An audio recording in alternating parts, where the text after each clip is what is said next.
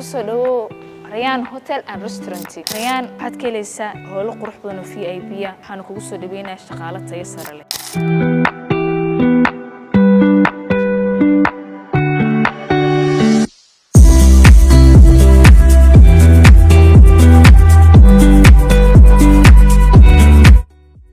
Rayaan Hotel waxaa ka helaysaa hawlo yar oo lagu dhigto xafladaha, dhalashooyinka, qalan jabinta iyo wixii la mid ah.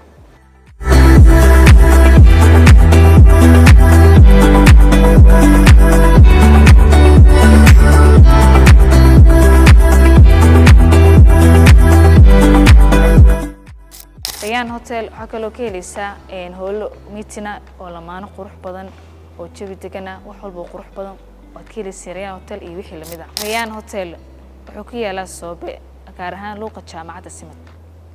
haddaba macmiil ku soo dhawo Rayaan Hotel in ka badan filashadaada.